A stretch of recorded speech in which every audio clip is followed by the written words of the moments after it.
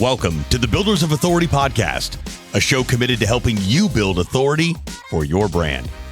In the realm of business and personal branding, authority stands as a cornerstone. Authority isn't built overnight, it's built over time. So join us as we build something remarkable together. And now, here's your host, Adam McChesney.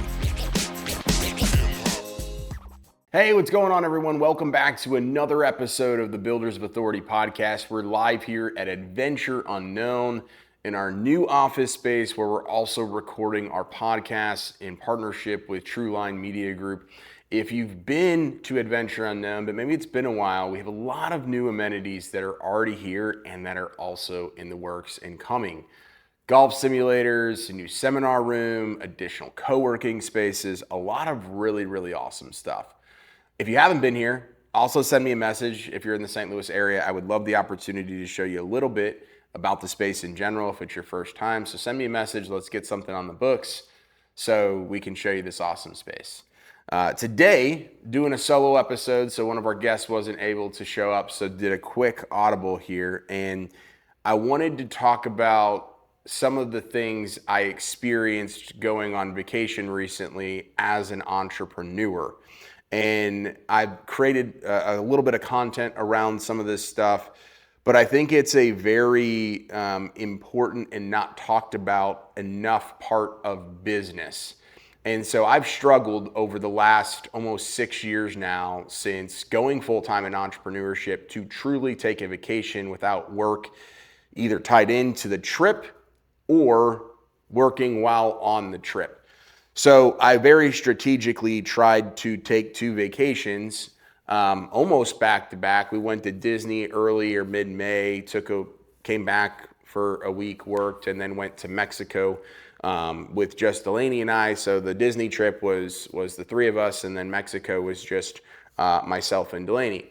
And I had 2 drastically different experiences of vacation based on the business showing up on the first vacation compared to what happened just a couple weeks later. And so I created some content on social media, just asking people like, hey, how do you vacation? How do you do this? How do you truly take a break from work? And I got a lot of great feedback that I ended up implementing after Disney going into Mexico. So I want to kind of walk through some things that I learned throughout the process, some things that I'm also actively working on. I just started working with a high performance coach on time management, on routines, on setting boundaries, on truly operating at peak performance. And I think peak performance is also a benefactor or one of the things that lead into peak performance, I should say, is rest and recovery. Leading up to that trip, I had taken basically a week vacation with my family down to our condo in Florida in February. And then before that, it had been other than that trip, it had been almost a year since we vacationed. And one of the great things about being an entrepreneur is you're supposed to have the freedom that comes along with working when you want to, if you want to, where you want to, with who you want to, and how you want to. And that was what sold me on the dream or the idea of entrepreneurship back in 2018 when I started a side hustle while in medical device sales, and ultimately what drove me to go full-time in 2020. The difference, though, is that I had this vision of what entrepreneurship was supposed to be like, especially as a digital marketer and somebody that can, in theory, work wherever they want to. It's a good and a bad thing. It's not something where I go and I take vacation and I'm hammering something, or I'm working on a project, or I can only do something physically there. My work can come with me wherever, which is a good thing and then a not so good thing. So going back to earlier in May, so recording this in June, it'll come out in probably July, we took our family down, the 3 of us, to Disney. Week-long vacation, did all the parks, had a couple of break days in between.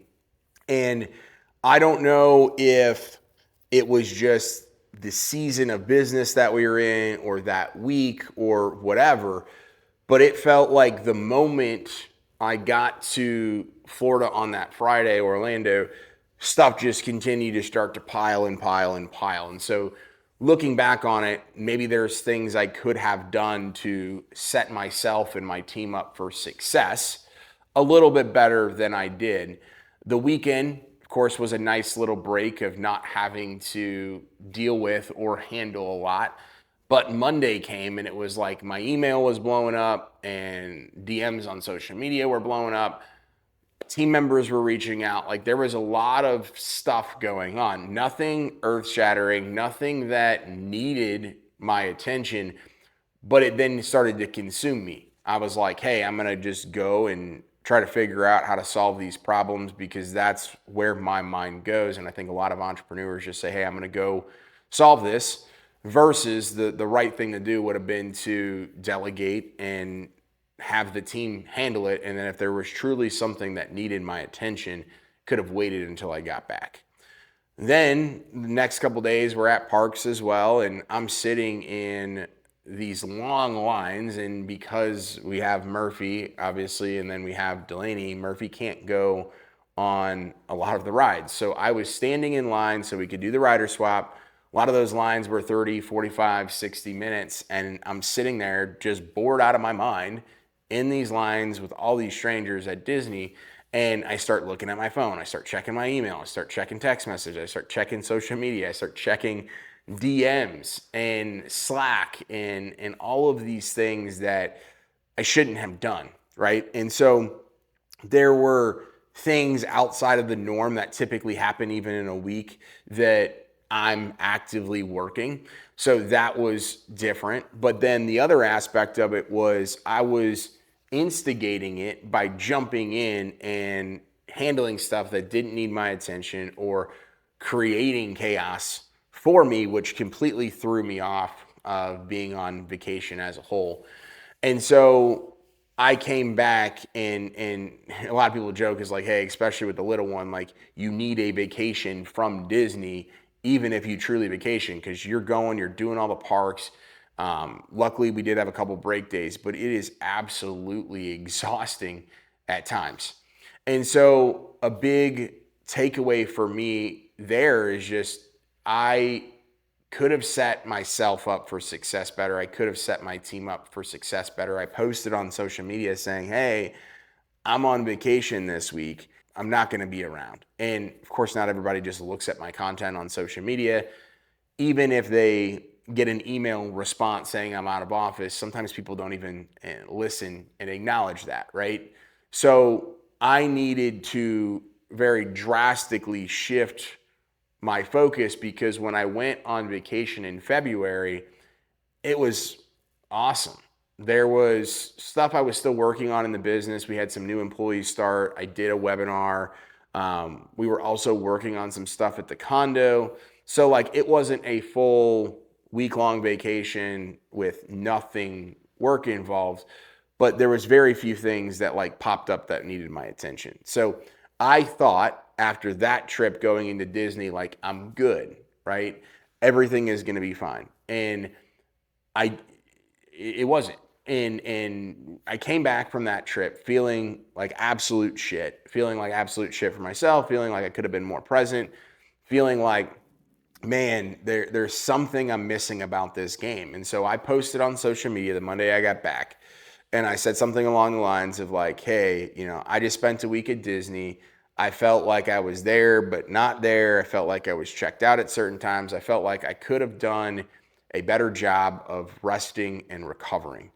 To the entrepreneurs out there, like, how do you do this? What's your advice? How do you handle this? And I got probably one of my most engaged posts that I've had in the last couple of months, but there was a lot of good feedback on, hey, try this, implement this. You need different team members. I mean, there was all this different advice. And so it really challenged me to think about myself, my team, how we all interact together, some of our clients. And so it challenged me. And I went to Alejandra, who's our COO, and I went to Diana, who's my executive assistant. And of course, they're watching all of these comments come in because they felt bad, right? About how much I had to be involved the week before, about how many messages I was getting, about me not being able to delegate certain things because I was the only one that knew a certain aspect, right? So they were feeling it too, but I asked them like, hey, what are your thoughts on these comments? Because obviously a lot of it was like, you need to delegate better. You need a right hand. You need an executive assistant, like things I already had in place, but people obviously don't know my entire business. They don't know my entire story. And both of them were like, hey, like we felt it. Like we felt that we let you down and we felt that we could have done better. And we felt terrible that you're on vacation and having to handle this stuff.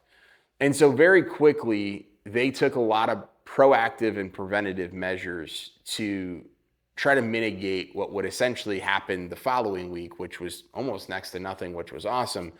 But to see them take action and work with the rest of the team, the managers and the specialists throughout our organization to say, hey, we got to get this solved.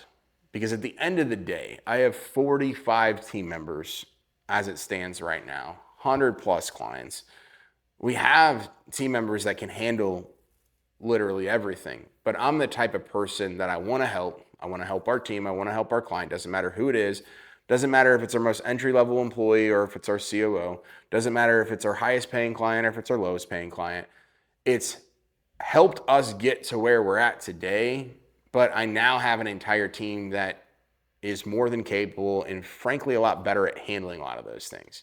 I needed to remove myself from the situation of saying, hey, Adam needs to be the one to continue to do everything.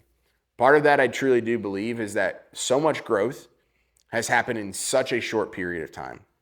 So the amount of time it typically takes to get to where we're at today is probably 5 to 6 times as long as it took us, right? So growth as the CEO or as the entrepreneur, typically you have more time to like elevate or shift your mindset or do all those things. I had to do a lot of growth in a very, very short period of time. And so with that, I just didn't level up from the true CEO inside the company probably as quickly as I should have or as intentionally as I should have. I was still doing things inside the business that I shouldn't have been doing. And so with that, had a little bit of a game plan with the team, started to say, hey, this is what they're going to do. And they took a lot of action even without me asking them to do it and to say there. So I think they took accountability, but I think we took some shared accountability of like, hey, this is what Adam could do differently. And Adam needs to change this. And then here's what we could do differently as well. So we come back, right? Finish that week. On Saturday, right, of Memorial Day weekend, Delaney and I go to Mexico, all inclusive. Never been to Riviera, or not Riviera, mine. It was Playa Mujeres, Cancun, that type of area. Stayed at an adults only, excellence branded resort. We had like over 1 million American Express points that we used to do the trip as far as booking the hotel. Awesome 2-story place, like a dream, literally vacation. And then I have the companion pass on Southwest, so we used some points, and then Delaney got to fly for free. So out of pocket, it was essentially like nothing. And so I was looking at that as like, hey, I have to redeem myself, or redeem this for myself, show Delaney, show myself that I'm capable of truly unplugging and truly enjoying the fruits of the labor that I've put in. Because as entrepreneurs, we work so freaking hard to not work for somebody else at times. We work so hard to make a certain dollar amount or to provide X, Y, and Z. And then we ourselves don't even get to enjoy it personally. And then we don't get to enjoy it with the people that also go through that process with us, right? Whether it's Disney or an adults only couples trip or anything at home, like after hours, like your family as the entrepreneur is your support system. It are the people that take the hits alongside you, with you. And at the end of the day, a lot of times they just want you to be present in your attention. And so I said, hey, I have another opportunity 2 weeks later. My team thought the same thing. So it was Saturday that we went there, and then obviously Monday was Memorial Day, and then 4 days we came home on the following Saturday. So there was technically like 4 work days, right? One of the things that I realized that consumed me in Disney was me just doom scrolling on my phone while I was standing in those lines, being on social media. But I also realized that a lot of it came from me posting content still while I was there. And so when I post content, typically I get DMs, I'll get comments that I feel like I need to respond to, or potentially new clients. There's a lot of different things that end up happening, or I get tagged in something and then I end up going and reading more messages. Like there's a lot of moving parts and pieces there. And so I posted the first day that we got there, posted the second day that we got there, and then I just said, hey, Monday's coming up. I am not going to post another piece of content the entire rest of the week that I'm here, other than our team was posting the podcast that goes out every Thursday and the YouTube video that goes out every single Wednesday. In that, I don't know if that played a bigger role or if it was my mindset or the realization that this is not sustainable to be a working robot regardless of where you go, even if you're on vacation. But it was like a night and day difference. I also don't know if it was just that crazy week compared to this week, or if it was also the aspect that I was at an all-inclusive resort where there's the pool, there's the beach, there's all that stuff. I wasn't just sitting there with my phone right there. So the environment, I think, plays a big role, but I think the mindset and what you do to practice taking time off is just as important as how you're doing it in the moment. And so I was on my phone much less. I was not in Slack all the time. I was not checking my email. And my team was like, they're already proactive, but they were like 5 steps ahead of even all of the other stuff. So emails were getting responded to without me even doing anything. Slack messages didn't need my attention. DMs on social media, my team was in there responding, passing it along, etc. And I was able to just like take all of the crazy stuff that was in my head and just like let it go for a week. And it was one of the most refreshing, revealing, and I think game-changing aspects of anything that I've done. It was the first time in the last 6 years where it was truly that. In the morning, we would work out, and then Delaney was getting ready, and I would just get on my computer for like 10 to 15 minutes to see if there was anything. Because I'm like, I can't go full on not looking at it. But I would get on my computer, and again, every single day, there was literally nothing that needed my attention.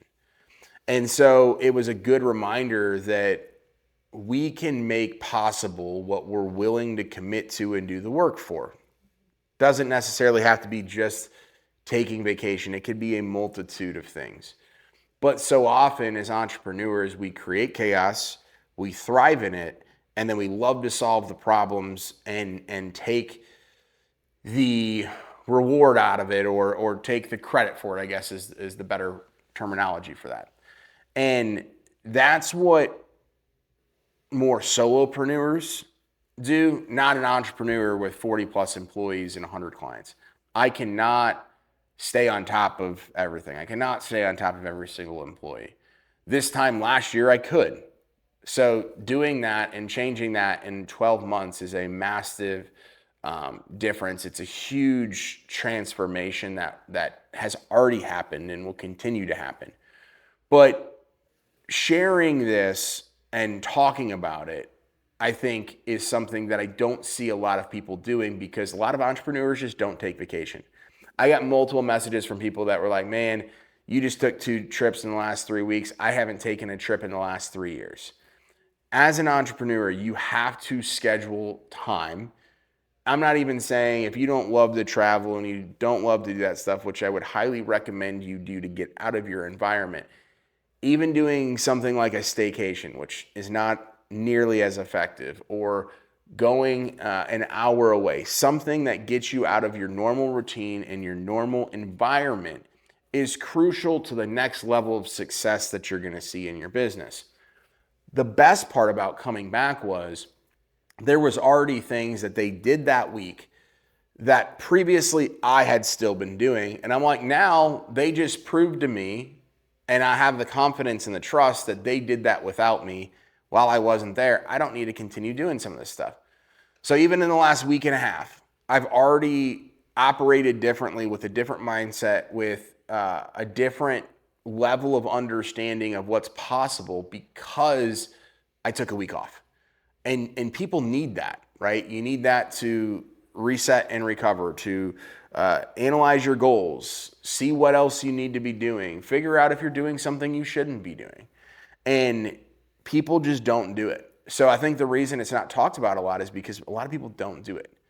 And then I think the reason it's not talked about a lot is because people just assume, hey, you're an entrepreneur, you have to be working on vacation, right? You're the big boss. You're the person that runs the company. Everything starts and ends with you. And that was the mindset that I've had for a very, very long time because, again, it was almost an enjoyment. I'm like, hey, I have this digital nomad potential lifestyle that I'm not actively doing a lot with, meaning I'm not traveling like a lot of people that are in my position. But when I do, I still want to work. And I think that's a lie that we tell ourselves because we want to feel important. We want to feel busy. We want to feel like we're always moving the needle forward. But I will tell you, as a week of recovery and reset without all the business minutia and chaos is probably the best thing for the next 3 to 6 months of your actual business and your personal life. No human being is a robot. No human being can continue to just trudge through everything and work or hard work their way through problems and chaos. It's just not reality. And so as I kind of tie a bow here on this particular episode, one of the things that I committed to doing before both of those trips was I need to hire a coach. And so I've hired multiple coaches over the last couple of years, from business coaches to life and mindset to fitness coaches and all the different stuff. This time I went with a referral from a buddy who has gone through a lot of ups and downs personally and professionally, and I've seen him through this entire cycle. I've known him since 2018. We had a conversation while I was in Arizona back in April and into May. And he said, hey man, I think you need to start working with Jess. And so we had a call, had some conversations around everything, and she told me basically what she does with high performance and peak performance coaching. And so I signed up there, but I said, hey, I have these 2 vacations coming up, and if I'm going to start and do this, I want to be literally all in. And so I was sick last week, so this week was our first session.